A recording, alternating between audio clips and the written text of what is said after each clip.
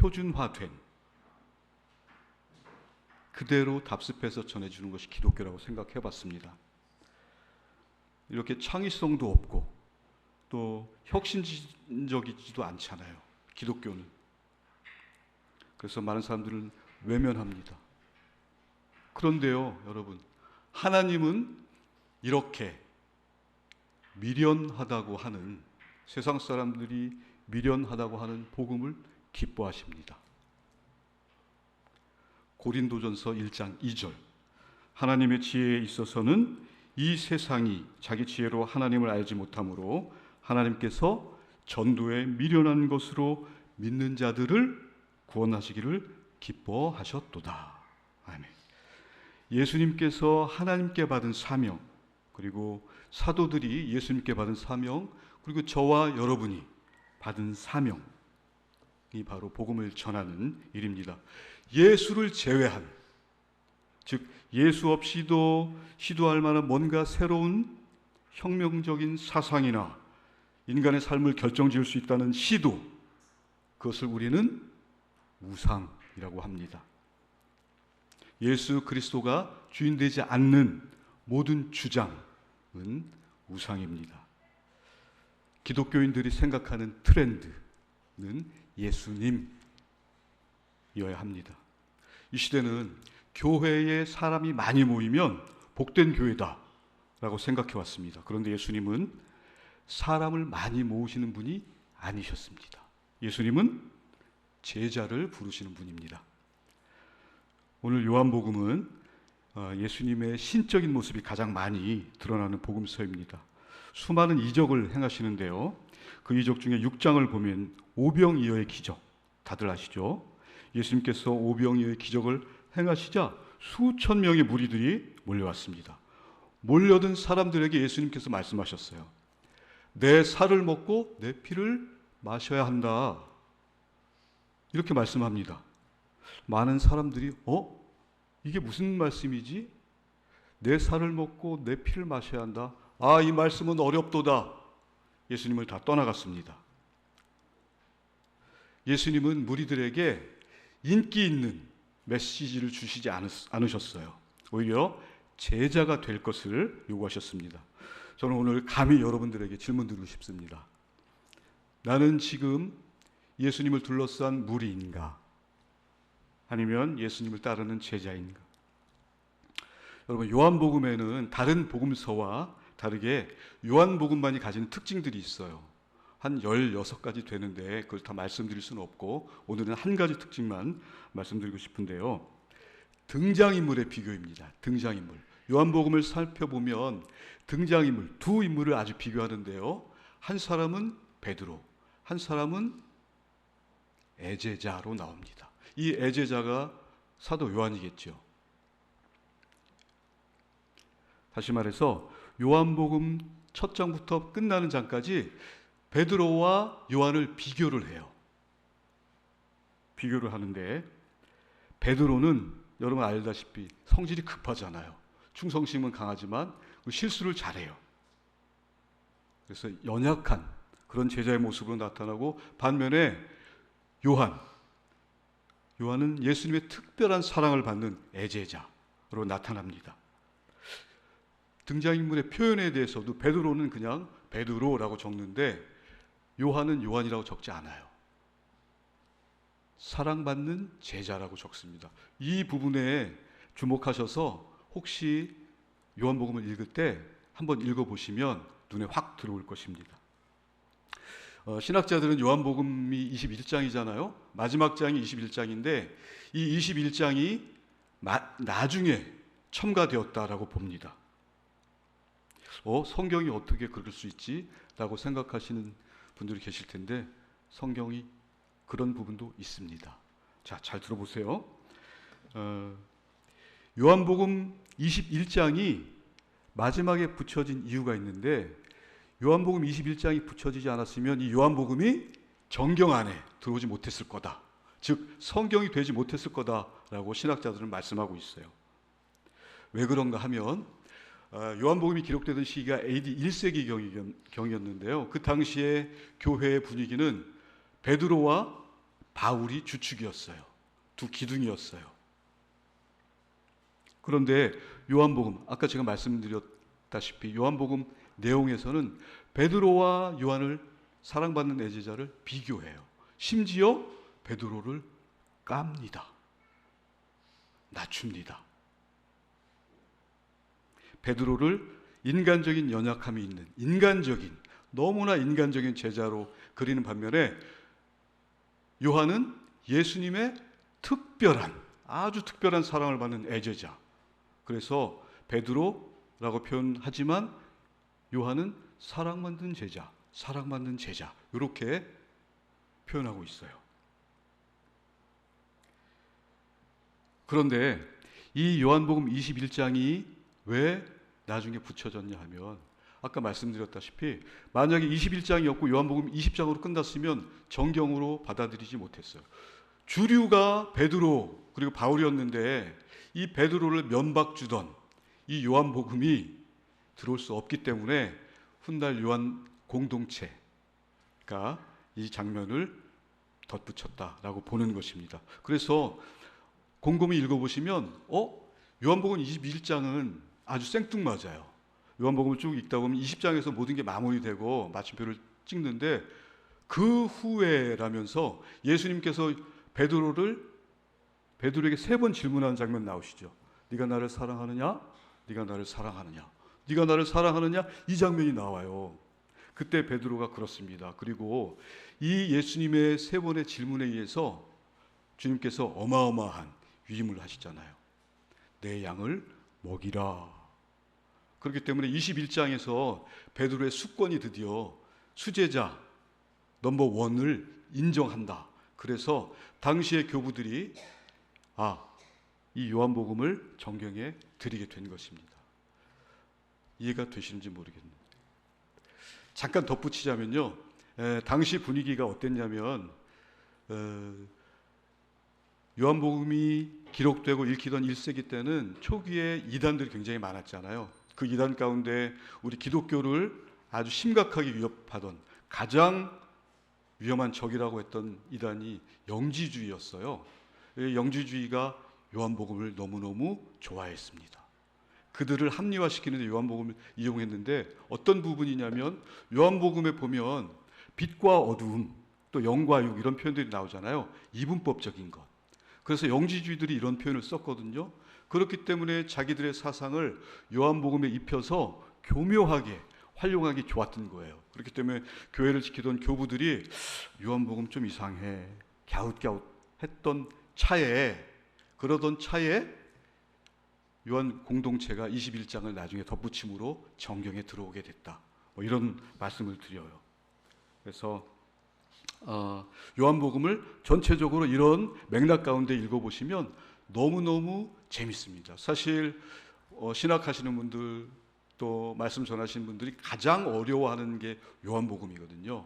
그리고 이 요한복음이 만약에 없었다면 예수님이 신적인 지위에 올라가지 못했어요. 요한복음에 보면 예수님의 자기 선언이라는 게 있는데 7가지가 나와요. 나는 포도나무다, 나는 양의 문이다, 나는 빛이요 생명이다, 부활이요 생명이다, 길이요 진리요, 이런 주장들이 요한복음에만 나오거든요. 다른 공관복음, 즉 마태복음, 마가복음, 누가복음에는 이런 표현들이 없어요. 그렇기 때문에 이 요한복음이 없다면 예수님이 신적인 지위에 올라오지 못했을 것이다. 우리는 기독교가 아니라 유대교의 한 종파로 머물 수 있었을 것이다 라는 게 학자들의 주장입니다. 그래서 요한복음이 이런 맥락이구나, 그런 걸 잠깐 말씀드리고요. 또 이 요한복음의 특징 가운데는 예수님의 자기 선언도 있지만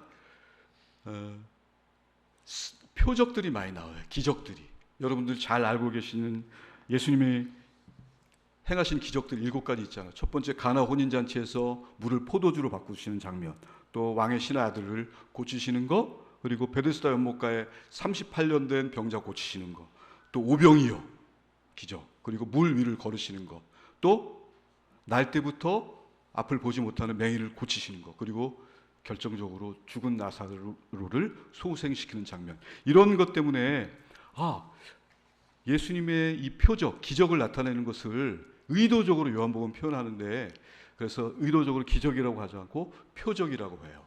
그런데 이 표적을 헬라 말로는 이제 세메이온이라고 하는데, 이 세메이온이 영어로 와서 이제 사인이 된 거예요. 그래서 요한복음에는 이렇게 예수님의 신적인 행위가 나타났다. 이 요한복음을 통해서 예수님은 하나님이구나라고 인정하는 거거든요. 그런데 중요한 것은 이렇게 예수님께서 요한복음에서 기적을 많이 일으키셨는데, 기적을 일으키신 다음에 하신 게 있어요. 예수님께서 설교입니다. 이미 여러 가지 기적을 통해서 나는 신이다 라고 증명하신 예수님께서 굳이 덧붙여서 왜 설교를 하실까 생각해 보다가 예수님께서 집중하신 것은 표적, 기적이 아니라 메시지였구나, 세메이온이 아니라 메시지였구나 라는 것을 깨닫습니다. 그래서 저도 오늘 이 세메이온보다 메시지에 한번 집중해 보도록 하겠습니다. 다시 성경으로 돌아오십시오. 자, 여러분, 오병이어의 기적 사건이 끝나고 다음 절에 보면요, 15절 보면 사람들이 이제 예수님을 왕 삼으려고, 임금 삼으려고 몰려오는 장면이 있어요. 이 장면이 아주 중요한데요, 보통 사람 같으면 사람들이 확 세워주면서 왕 삼을 때 모르는 척 또는 그럼 그렇지 하고 왕이 되었을 텐데, 예수님은 관심이 없습니다. 휙 하고 그냥 산으로 가버리셔요. 그리고 주목할 것은 이 사건 뒤로 6장 뒤로 갈수록 예수님께서 설교를 하시는데 그 메시지, 예수님이 하시고자 하는 말씀이 서서히 그러나 분명하게 드러나거든요. 예수님께서 강조하신 내용이 서서히 점진적으로 분명하게 드러난다. 그 예수님이 강조하신 메시지는 무엇인가? 여러분, 좁은 길입니다. 좁은 길. 27절에 보면 썩을 양식을 위하여 일하지 말고, 또 51절 나는 하늘에서 내려온 살아있는 떡이다. 53절 내 살을 먹고 내 피를 마셔야 영생을 얻는다. 여러분은 무슨 뜻인지 아시잖아요. 훌륭하신 목사님 설교를 많이 들으시고 또 말씀을 많이 읽으셨기 때문에, 연구하셨기 때문에 무슨 의미인지 느낌은 아시잖아요. 그런데 당시 유대인들은 이 말이 도무지 이해가 안 가는 거예요. 내 살을 먹고 내 피를 마셔야 영생을 얻는다. 유대인들은 모릅니다. 그래서 실족하고 예수님을 떠나가게 된 것이죠. 그때 예수님께서 묻습니다. 오늘 본문으로 너희도 가려느냐? 그러자 베드로가 고백합니다. 시몬 베드로가 답하되 주여 영생의 말씀이 주께 있사오니 우리가 누구에게로 가오리이까. 너무나 멋진 말입니다. 베드로의 이 기막힌 고백에 우리 모두 감탄하게 되잖아요. 자, 이 장면은 우리에게 중요한 것을 또 알려주고 있는데, 바로 오늘 설교 주제인 무리인가 제자인가를 가르는 장면입니다. 여러분, 무리는 무엇입니까? 기적, 자기 만족을 구하는 사람들입니다. 제자는 무엇입니까? 제자는 떠나지 않는 사람입니다. 설령 말씀이 거칠고 이해가 잘 안 가더라도 제자는 결코 떠나지 않습니다. 예수님께서 이렇게 제자를 요구하신 것, 너희들은 제자가 되어야 된다, 제자를 부르신 이유가 있어요. 그것은 바로 예수님 자신이 제자셨기 때문에 그래요. 예수님께서는 무리들이 박수갈채를 보내고 환호할 때 외면하시고 고난의 길, 십자가의 길을 가셨잖아요. 무리가 아닌 하나님 아버지의 뜻을 따르셨습니다. 히브리서 5장 8절에서 그것을 확인할 수 있는데요, 그가 아들이시면서도 받으신 고난으로 순종함을 배워서 라고 기록되어 있습니다. 여러분, 예수님은 이 땅에서 무리를 끌어모으지 않으셨어요. 제자를 세우셨고 그 제자를 통해서 교회를 세우셨고 그 교회를 통해서 복음을 전하게 하셨습니다. 그리고 지금 저와 여러분에게도 말씀하고 계세요. 누가복음 9장 23절 또 무리에게 이르시되 아무든지 나를 따라오려거든 자기를 부인하고 날마다 제 십자가를 지고 나를 따를 것이니라. 아멘. 그렇습니다. 저와 여러분은 무리가 아니고 제자가 되어야 하는 것입니다. 제자란 무엇입니까? 복음의 대가를 감당하는 그런 사람입니다. 복음의 대가 안에서 생명의 삶을 맛보는 사람들입니다. 오늘날은요, 예수를 믿는데 정말 눈치도 보이고 쉽지 않은 상황입니다. 정말 이렇게 될 줄 아무도 모르셨잖아요. 불과 10년, 20년 사이에 이런 분위기가 형성된 것 같은데요. 그러나 여러분은 무리가 아니시잖아요. 제자시잖아요. 우리 청년들이 목사님에게 제자 훈련을 받고 제가 그 전과 이렇게 비교가 되더라고요. 많이 성장한 것 같아요. 그래서 오늘 설교 시간에 잠시 물어봤어요. 여러분들은 6개월 동안 이제 목사님에게 제자 훈련 받고 스스로 성장한 걸 느끼십니까? 그러니까 가만히 있더라고요. 저는 느끼겠는데 본인들은 못 느끼겠나 보죠. 제가 말씀드렸습니다. 계속해서 우리 제자 훈련 과정이 진행되고 있잖아요. 이런 제자 훈련을 통해서 내 한계를 뛰어넘는 여러분들이 되셨으면 좋겠습니다. 여러분은 제자입니다. 제자는 어떻게 살아야 합니까? 어떻게 살아야 제자다운 삶을 사는 것일까요? 자, 첫째, 우리는 신앙이 선택이 아니라 중심이 되어야 한다라고 말씀드리고 싶습니다. 무리들은 그저 예수님을 자신이 선택할 수 있는 한 가지, 옵션 중에 하나라고 생각했습니다. 내 삶이 잘 풀리면 따르고, 그렇지 않고 풀리지 않거나 이해하기 어렵다 그러면 떠납니다. 없어도 그만, 있으면 좋고, 여러 가지 옵션 중에서 한 가지로 여기는 것이죠.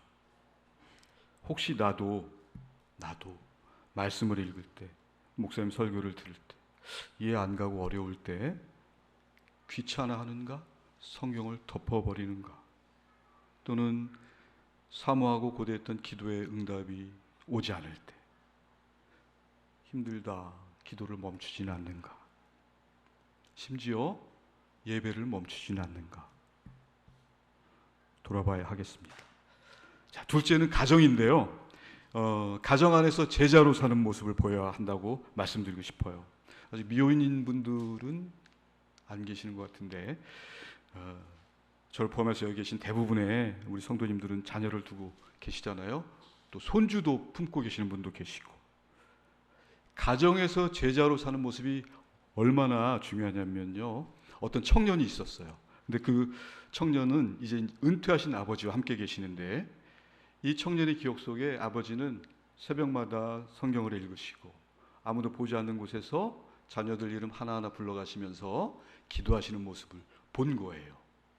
이 청년의 기억 속에, 청년은 잘 교회 내키를 땐 나가고 내키지 않을 땐 나가지 않지만 나중에 어떤 고백을 하냐면, 저는요 아버지의 그런 모습을 보고 하나님을 보았습니다 라고 고백합니다. 얼마나 놀라운 고백입니까? 지금 내가 드리는 예배, 또 나의 기도의 모습을 통해 누군가는 하나님을 본다. 예배가 얼마나 위대한 행위인지, 우리 신앙이 얼마나 위대한 것인지 다시 한번 몸과 마음을 추스리게 됩니다. 그 청년은 아버지의 삶을 통해서 예수님을 따르는 제자가 무엇인지 배운 것입니다.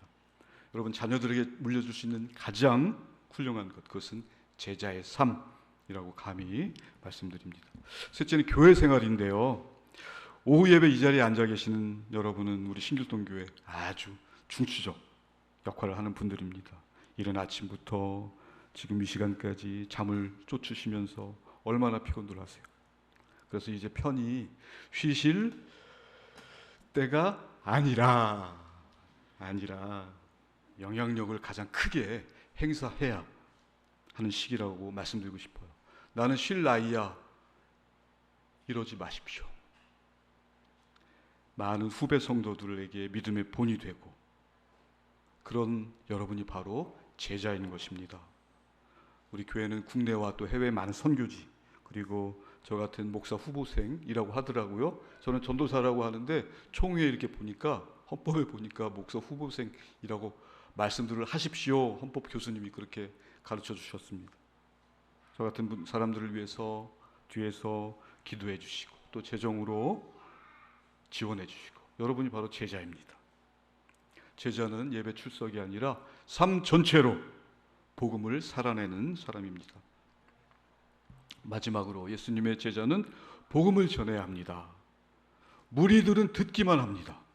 제자는 삶으로 복음을 전합니다. 직장에서, 또 시장에서 이웃에게, 자녀에게, 손주들에게, 그리고 아직 복음을 듣지 못한 민족들에게 저와 여러분은 선교하며 제자로 살아가야 합니다. 그래서 오늘 답이다 선교의 주관으로 드린 예배가 은혜의 자리인 것입니다. 내가 제자로 살아가고 있구나 확인할 수 있는 정말 기쁨의 자리라고 말씀드리고 싶습니다. 여러분, 무리는 떠납니다. 그러나 제자는 남습니다. 무리는 박수치지만 제자는 십자가를 칩니다. 무리는 예수님을 보지만 그러나 제자는 예수님을 따라갑니다. 나는 무리인가 제자인가, 이 물음에 저와 여러분 모두 나는 주님을 따르는 제자입니다 믿음으로 고백하셨으면 좋겠어요. 사랑하는 여러분, 주님께서 묻고 계십니다. 너희도 가려느냐? 저와 여러분 베드로처럼 고백하길 원합니다. 주여, 영생의 말씀이 주께 있사오니 우리가 누구에게로 가오리이까? 아멘. 기도하시겠습니다. 하나님 아버지, 감사합니다. 예수 제자로 사는 일이 이렇게 위대하고 멋진 것이라는 것을 알게 하시니 감사합니다. 저희에게 하나님의 영광의 찬송이 되는 지위를 주셨사오니 고난, 염려 따위에 당하지 않게 하옵소서. 그것을 온전히 감당하게 하옵소서. 승리하게 하옵소서. 그렇게 될 수 있도록 우리 신길동교회 모든 성도님들, 주님의 자녀들을 도와주옵소서. 감사합니다. 사랑합니다. 존귀하신 우리 구주 예수 그리스도 이름으로 기도드립니다. 아멘.